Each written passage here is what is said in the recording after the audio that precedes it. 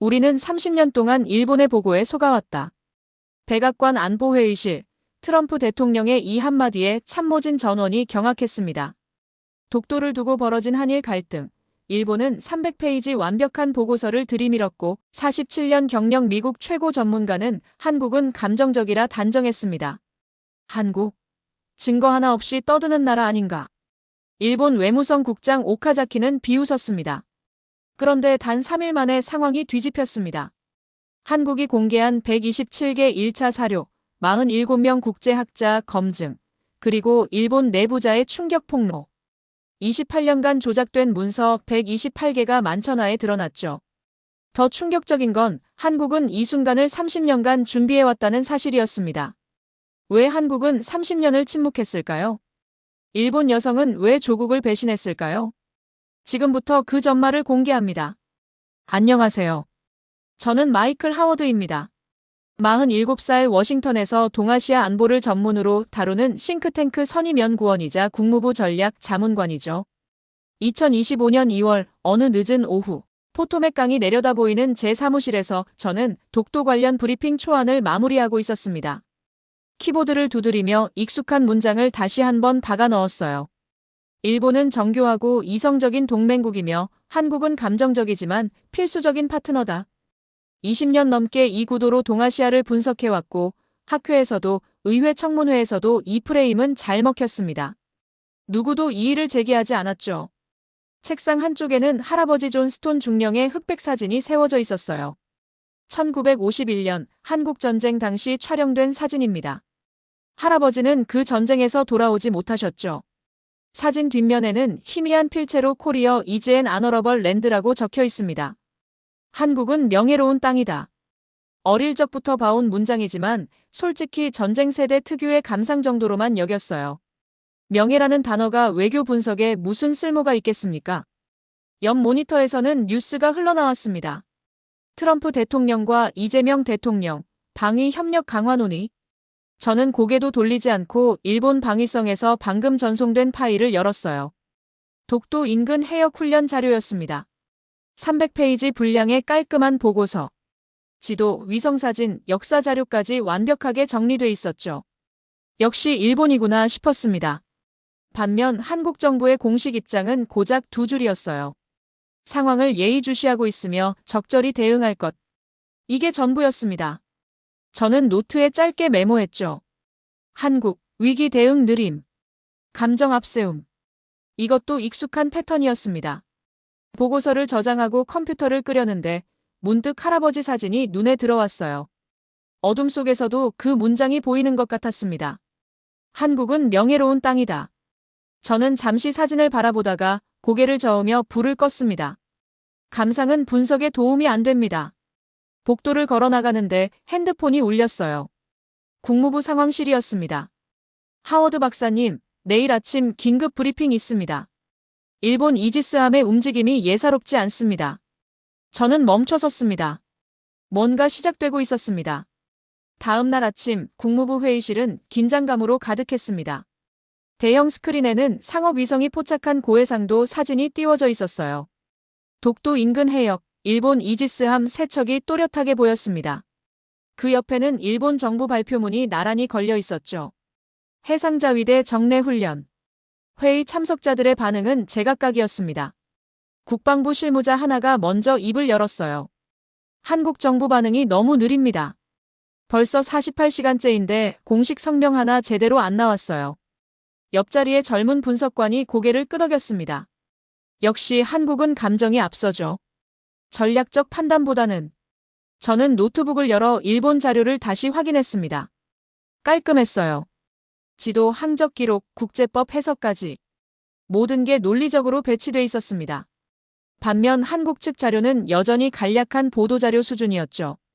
회의가 막바지에 접어들 무렵 구석에 조용히 앉아있던 전직 외교관 한 분이 입을 여셨습니다. 이르는 넘어 보이는 회색머리의 신사였어요. 목소리는 낮았지만 또렷했습니다.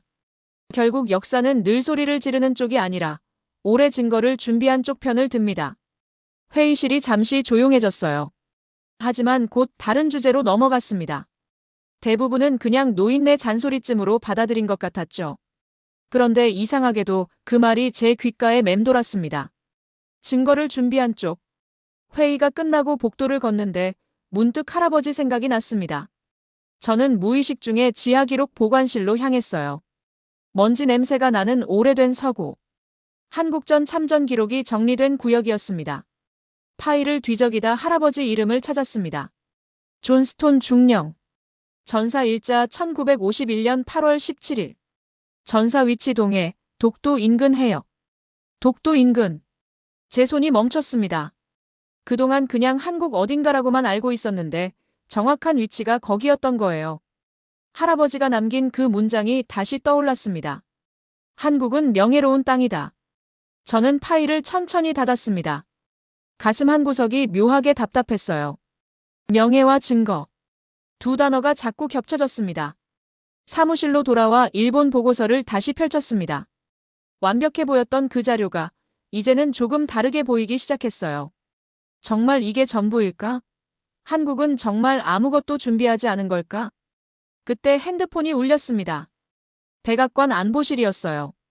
하워드 박사 현장 검증단 파견이 결정됐습니다. 후보 명단에 박사님 이름이 올라갔어요. 백악관 지하 상황실은 긴장감으로 가득했습니다. 트럼프 대통령과 안보팀이 스크린 앞에 서 있었어요. 화면에는 독도 인근 영상과 일본, 한국의 공식 입장이 나란히 띄워져 있었습니다. 트럼프 대통령이 팔짱을 낀 채 말했습니다. 우리는 더 이상 한쪽 말만 믿고 갈 수 없어. 현장에 전문가를 보내자고. 국무장관이 고개를 끄덕였습니다. 외부 싱크탱크에서 선발하는 게 좋겠습니다. 중립적 시각이 필요하니까요. 그렇게 제 이름이 거론됐습니다. 20년 경력의 동아시아 전문가. 일본어 구사 가능. 한국 방문 경험 2번. 서류상으론 완벽한 후보였죠. 그날 저녁 집에 돌아온 저는 아버지에게 전화를 걸었습니다. 80이 넘은 아버지는 플로리다에서 은퇴 생활을 하고 계셨어요. 아버지, 저 한국에 가게 됐어요. 독도 문제 때문에. 전화기 너머로 짧은 침묵이 흘렀습니다. 그러고는 아버지의 쉰 목소리가 들려왔어요. 한국은 늘 우릴 곤란하게 만들었지. 너무 감정적이야, 그 사람들은. 할아버지는 한국을 명예로운 땅이라고 하셨잖아요. 아버지는 그건 전쟁터에서 쓴 거야. 그게 전부는 아니란다. 아버지는 더 말하고 싶지 않은 듯 서둘러 전화를 끊었습니다.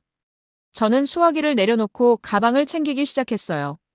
일본 자료 출력본, 노트북, 그리고 할아버지 사진 한 장. 한쪽엔 한국을 명예롭다 말한 할아버지, 다른 한쪽엔 한국을 문제로 기억하는 아버지. 그 사이에서 저는 어디에 서 있는 걸까요? 저는 거울 앞에 서서 스스로에게 말했습니다. 나는 그저 팩트를 확인하러 갈 뿐이야. 신경 쓰지 마. 하지만 가방 속 할아버지 사진이 자꾸 무거워지는 느낌이었습니다. 이틀 뒤 인천행 비행기 티켓을 출력하면서 저는 다시 한번 일본 보고서를 훑어봤습니다. 완벽했어요. 너무 완벽했습니다. 그게 오히려 더 이상하게 느껴졌습니다. 인천공항 입국장은 생각보다 조용했습니다. 플래카드를 든 환영단 같은 건 없었어요. 대신 단정한 정장을 입은 여성이 업무용 서류만 들고 서 있었습니다. 마이클 하워드 박사님이십니까? 저는 외교부 동북아국 유리과장입니다. 악수를 나누는 그녀의 손은 차갑고 단호했어요. 환영 인사도 짧았습니다. 장시간 비행 수고하셨습니다. 바로 이동하겠습니다. 차량으로 이동하는 동안 저는 참지 못하고 물었습니다. 지금 일본 구축함이 독도 인근까지 와 있는데 왜 한국 정부는 가만히 있는 겁니까? 유리과장은 창밖을 보다가 천천히 고개를 돌렸습니다. 우리는 이미 대응 중입니다. 박사님. 다만 꼭 보여줄 필요는 없습니다. 그게 무슨. 곧 보시게 될 겁니다. 그녀는 더 이상 말하지 않았습니다. 몇 시간 뒤 동해 인근 해군기지에 도착했습니다. 지상 건물은 평범했지만 엘리베이터를 타고 지하로 내려가자 세상이 달라졌어요. 문이 열리는 순간 숨이 멎을 것 같았습니다. 축구장 여러 개를 합쳐놓은 규모의 작전 통제실. 벽면 전체를 뒤덮은 3D 해양 감시 화면. 수십 명의 해군 장교들이 각자의 단말기 앞에서 실시간 데이터를 분석하고 있었습니다. 해군 대령 한 명이 다가왔습니다. 하워드 박사님, 저는 동해 통합작전 통제센터 책임자 준호 대령입니다. 그가 손을 펼쳐 보여준 화면에는 독도 주변 모든 함정의 위치가 실시간으로 표시돼 있었어요. 일본 이지스함 3척은 물론이고 그들의 속도, 항적, 심지어 과거 72시간 동안의 패턴까지. 우리는 모든 걸 보고 있습니다, 박사님. 준호 대령이 화면을 확대했습니다. 이 데이터 보이시죠? 일본이 국제회의에서 자기네 기술이라고 자랑하던 해양 감시 그래프입니다. 그런데 원천 데이터가 어디서 나온 줄 아십니까? 그가 다른 화면을 띄웠어요. 한국 해군의 센서 네트워크였습니다. 여기서 나갔습니다. 상당 부분이요. 제 머릿속이 하얗게 비었습니다. 일본이 의존하던 데이터가 한국에서 나간 거였다고요? 그래서 한국은 왜 침묵하는 겁니까? 준호 대령이 희미하게 웃었습니다. 우리는 지금 그들이 어디까지 보지 못하는지 지켜보는 중입니다. 그 순간 제가 알던 모든 구도가 흔들리기 시작했습니다. 가만히 있는 게 아니었습니다. 지켜보고 있었던 거예요. 침묵은 무능이 아니었습니다. 정보 우위였던 겁니다. 준호 대령이 말했습니다. 이제 바다는 보여드렸으니 곧 문서를 보실 차례입니다. 그날 밤 서울 시내 호텔방. 저는 침대 위에 일본 외무성 보고서 300페이지를 펼쳐놓고 있었습니다. 워싱턴에서 볼 때는 완벽한 자료였던 것이 이제는 조금씩 다르게 보이기 시작했어요. 7페이지 독도 관련 역사지도. 출처가 일본 해군성 보관자료 1905라고만 적혀 있었습니다. 구체적인 문서 번호가 없었어요. 23페이지 각주 해석. 원문은 한국 어부들의 활동지역이라고 되어 있는데 번역본에는 일본 해군 관측지역으로 바뀌어 있었습니다. 저는 노트북을 열어 한국 측이 제공한 사료 목록을 띄웠습니다. 세종실록, 대한제국 칙령 제41호, 샌프란시스코 강화조약 초안 127개의 1차 사료, 그리고 각 사료마다 국제역사학자들의 검증 서명이 달려 있었어요. 저는 두 자료를 나란히 놓고 비교표를 만들기 시작했습니다. 시간이 갈수록 일본 문서에서 의도된 편집의 흔적들이 눈에 들어왔습니다. 하지만 동시에 제 머릿속에서는 저항이 일어났어요. 이걸 인정하면 그동안 내가 쓴 논문들은 뭐가 되는 거지? 20년간 일본 자료를 인용해왔습니다. 학회 발표도 의회 청문회 증언도 방송 출연도 모두 그 토대 위에 있었어요. 만약 그 토대가 왜곡된 거였다면? 저는 창밖을 바라봤습니다. 서울의 야경이 눈부셨어요. 이 도시는, 이 나라는 제가 생각했던 것보다 훨씬 더 준비돼 있었습니다. 낮에 유리 과장이 했던 말이 떠올랐습니다. 우리는 30년 동안 일본의 왜곡을 알면서도 한 번에 끝낼 수 있을 때까지 기다렸습니다. 30년. 그 시간 동안 저는 뭘 했던 걸까요? 편견을 증명하려고만 했던 건 아닐까요? 노트북 화면이 깜빡였습니다. 새 메일이 도착했다는 알림이었어요. 발신자는 익명이었습니다. 제목 일본 외무성 내부 문서 마이너스 독도 관련 조작 증거. 저는 마우스를 잡은 손이 떨렸습니다. 열어야 할까 말아야 할까? 바로 그때 TV에서 긴급 뉴스 속보가 흘러나왔습니다. 일본, 한국 정부 사이트에 대규모 사이버 공격 개시. 동시에 한국의 독도 왜곡 캠페인 시작. 저는 노트북 화면과 TV를 번갈아 봤습니다. 더 이상 관찰자로 머물 수 없었습니다. 메일을 열었습니다.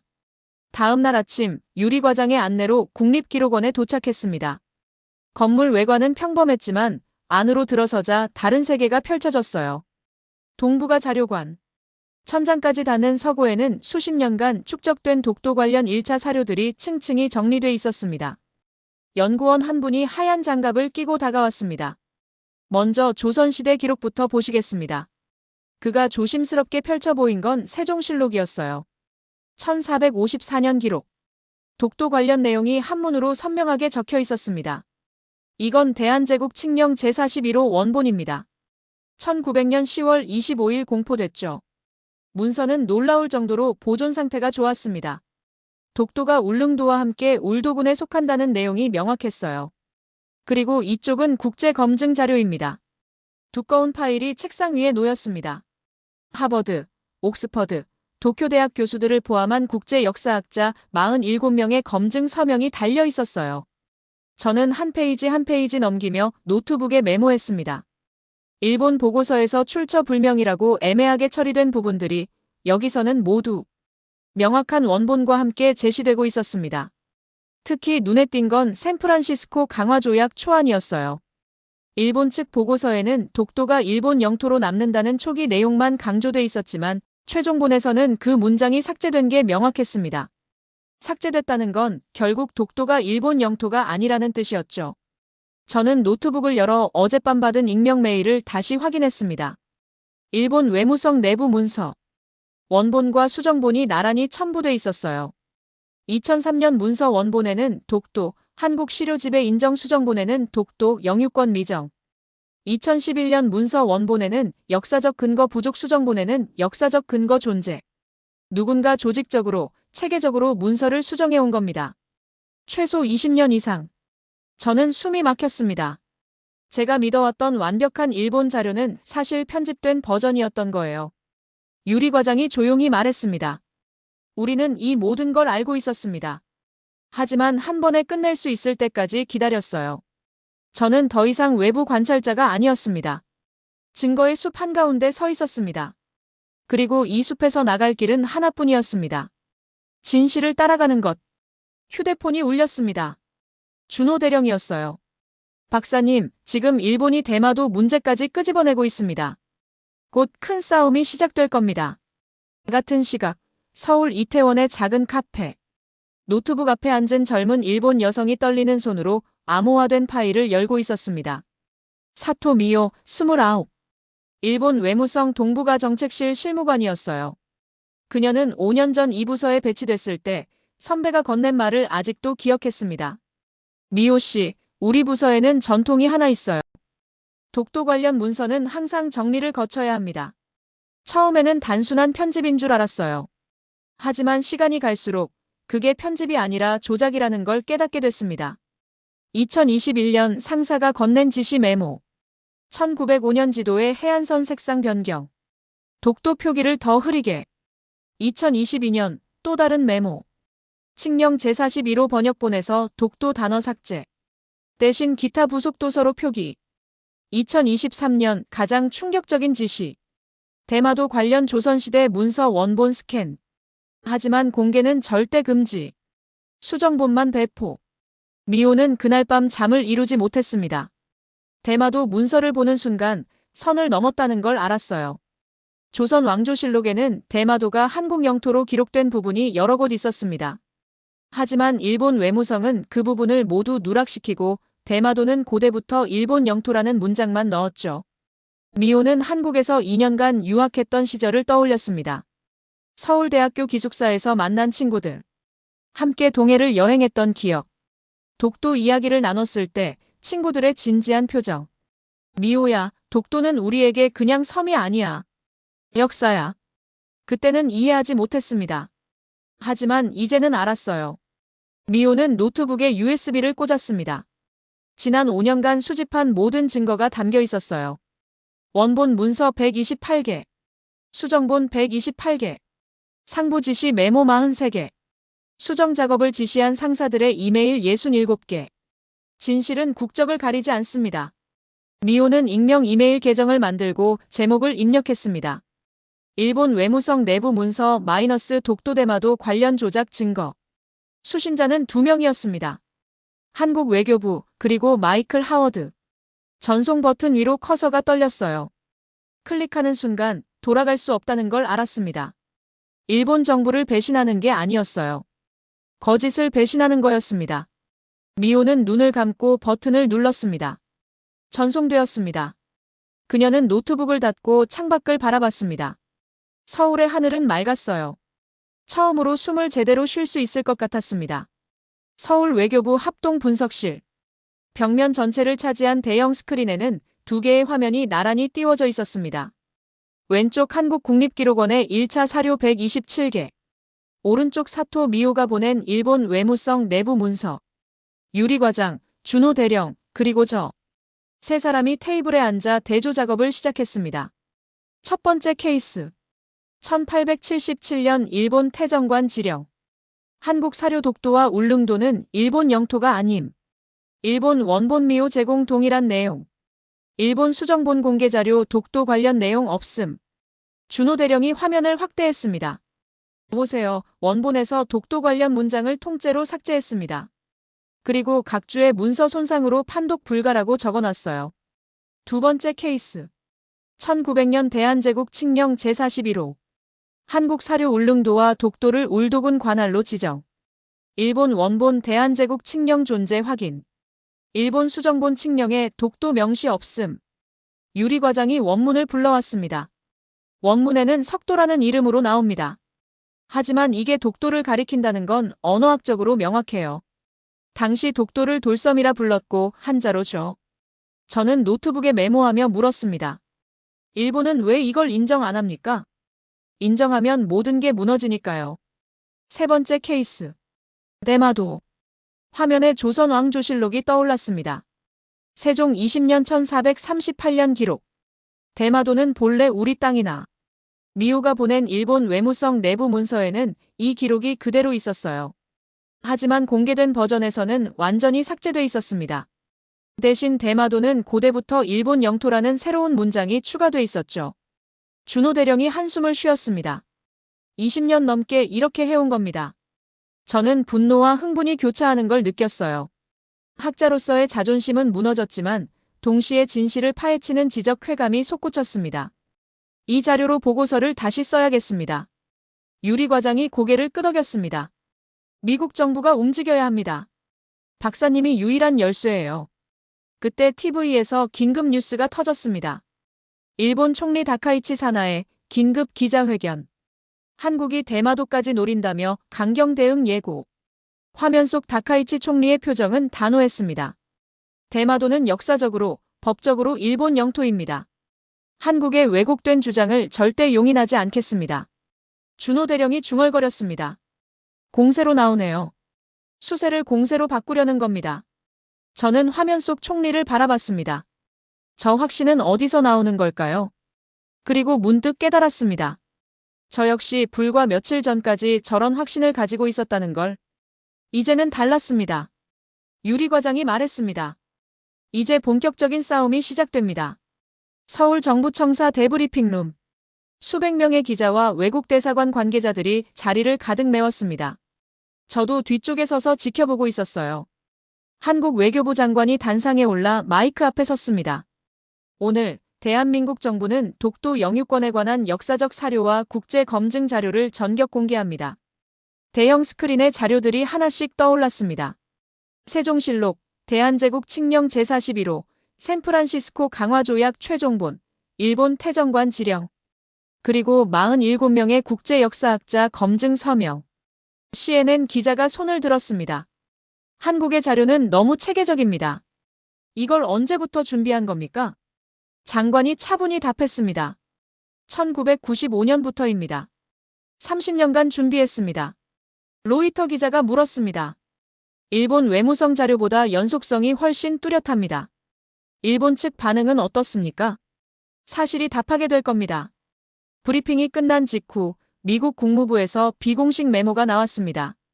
한국 측 자료 높은 신뢰도로 평가. 추가 검토 필요. 유럽 주요국들도 비슷한 입장을 냈어요. 역사적 사료의 완결성 인정. 저는 유리 과장 옆에 서서 상황을 지켜봤습니다. 겉으로 보기엔 한국의 승리 같았어요.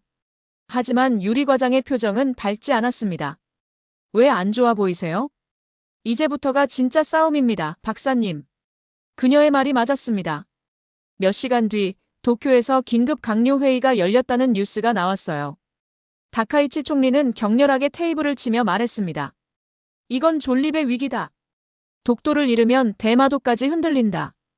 일본 언론은 즉각 한국의 영토 야욕 캠페인을 시작했습니다. 독도 다음은 대마도 한국 역사 왜곡으로 영토 확장 시도 같은 헤드라인이 쏟아졌죠.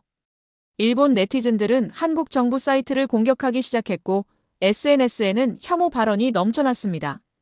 그리고 가장 위험한 움직임은 따로 있었어요. 준호 대령이 급히 전화를 걸어왔습니다. 박사님, 일본 외무성이 내부 조사를 시작했습니다. 누군가 문서를 유출했다는 걸 알아챈 겁니다. 제 심장이 철렁했습니다. 미호. 사토 미호를 찾고 있습니까? 예. 접속 기록을 추적 중입니다. 시간이 얼마 없어요. 저는 창밖을 바라봤습니다. 서울의 야경이 평화로워 보였지만 사실은 폭풍 전야였습니다. 진실이 드러나는 순간 그 진실을 막으려는 세력은 더 격렬하게 움직입니다. 승리처럼 보였던 이 순간이 사실은 가장 위험한 순간이었습니다. 휴대폰에 익명 메시지가 도착했습니다. 저를 도와주세요. -M. 미호였습니다. 도쿄, 일본 외무성 10층. 오카자키 겐지 국장은 창밖을 바라보며 턱을 쥐어뜯고 있었습니다.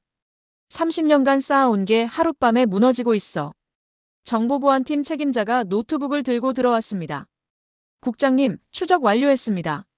화면에는 접속 기록이 떠 있었어요. 사용자 사토 미호. 접근 일시 2025년 2월 18일 오후 11시 47분. 다운로드 파일 독도대마도 관련 내부 문서 전체. 오카자키의 얼굴이 굳었습니다. 지금 어디 있지? 마지막 접속 위치가 서울입니다.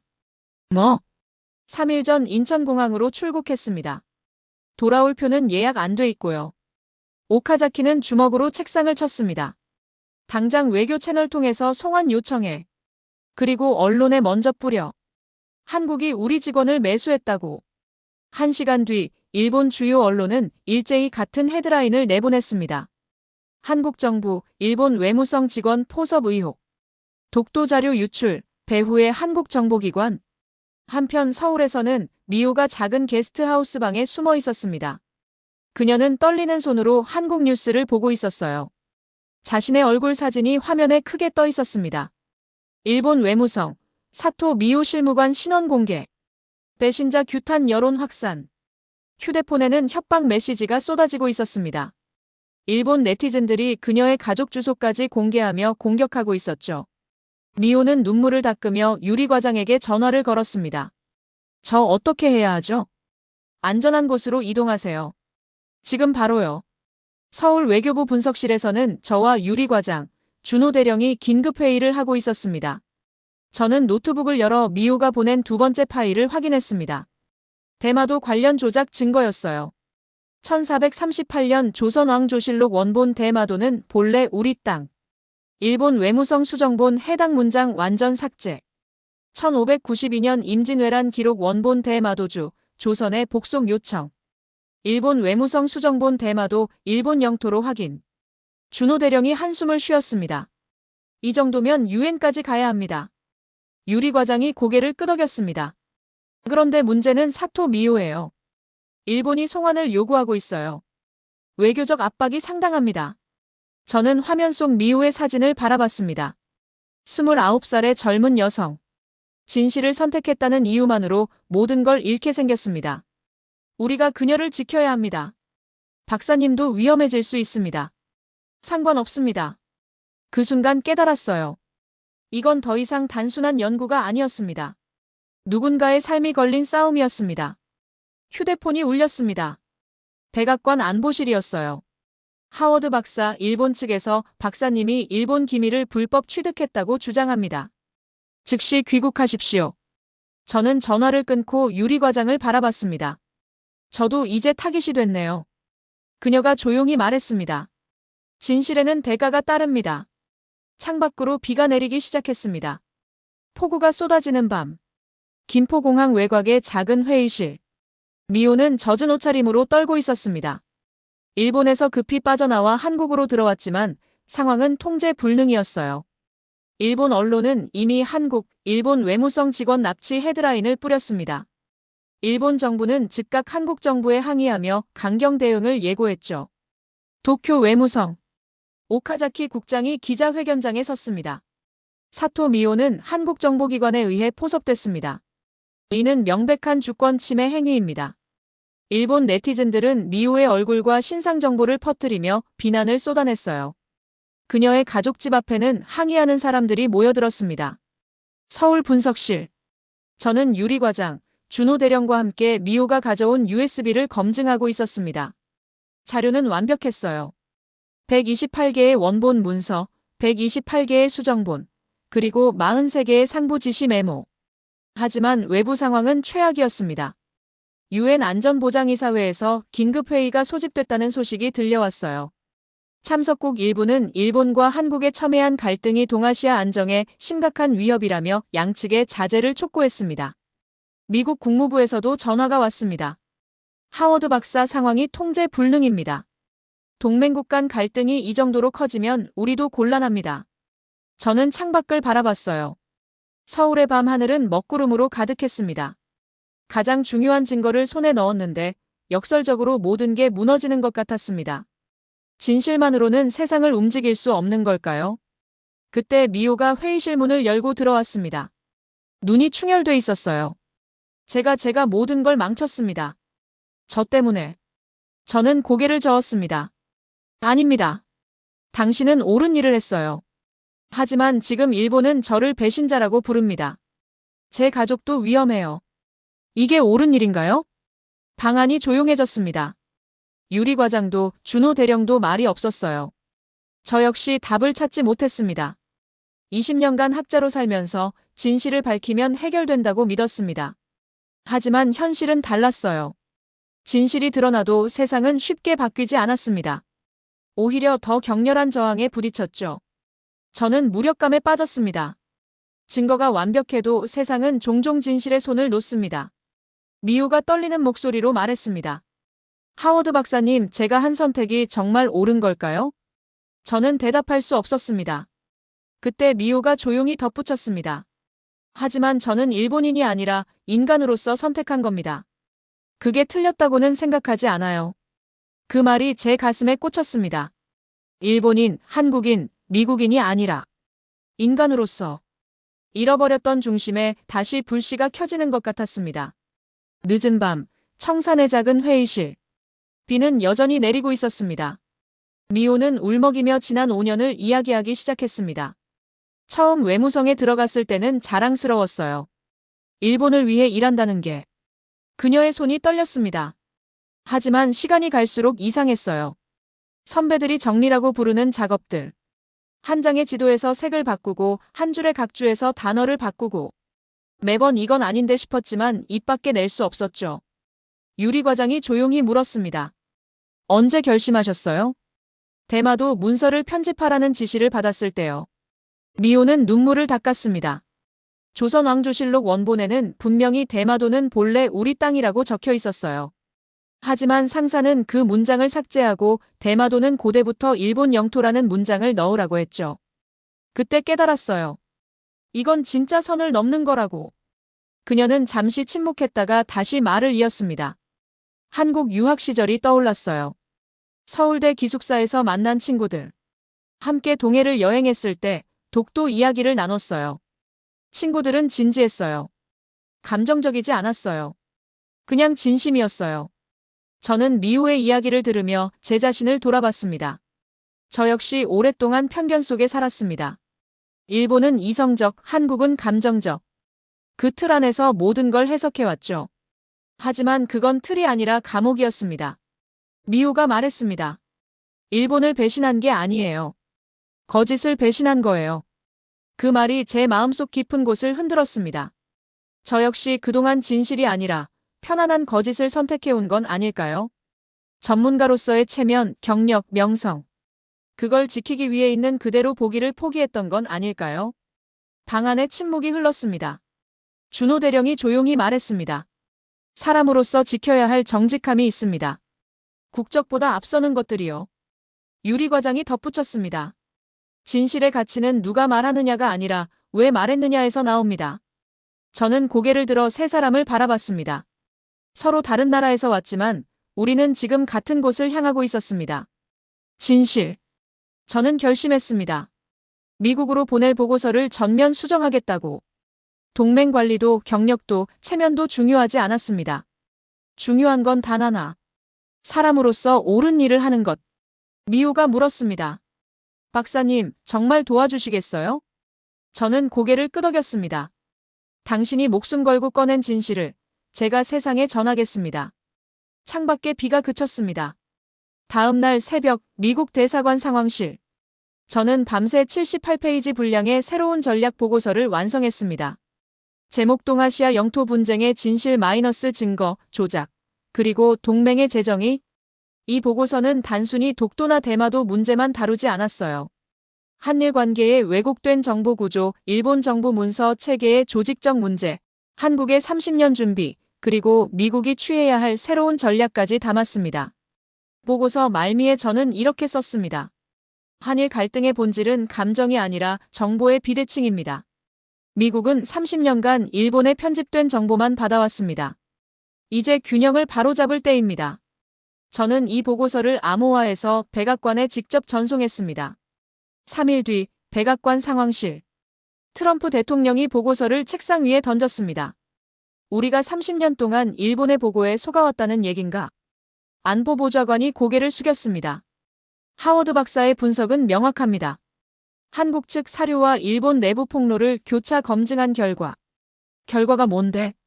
독도는 한국 영토가 맞습니다. 대마도는 역사적 논란이 있습니다. 회의실이 조용해졌습니다. 국무장관이 조심스럽게 말했습니다. 대통령님, 일본은 우리의 핵심 동맹입니다. 이 결론을 공개하면 트럼프가 손을 들어 막았습니다. 동맹이 중요한가, 진실이 중요한가? 둘 다 중요합니다. 하지만 거짓 위에 세운 동맹은 결국 무너진다. 트럼프는 보고서를 다시 집어들었습니다. 동아시아 전략을 재검토한다. 독도는 한국 영토로 공식 인정. 대마도는 역사 논란 지역으로 규정. 그리고 그가 참모들을 돌아봤습니다. 한국을 동아시아 핵심 파트너로 격상시킨다. 회의실이 술렁였습니다. 대통령님, 일본의 반발이. 진실편에 선 동맹이 진짜 동맹이다. 결정이 내려졌습니다. 서울, 외교부 회의실. 유리 과장이 전화를 받고 저를 바라봤습니다. 눈이 촉촉했어요. 됐습니다. 미국이 움직입니다. 준호 대령이 주먹을 불끈 쥐었습니다. 드디어. 저는 창밖을 바라봤습니다. 서울의 아침 하늘이 맑았어요. 학자로서, 미국인으로서, 그리고 한 인간으로서. 저는 드디어 제자리에서 진실을 밀어낸 겁니다.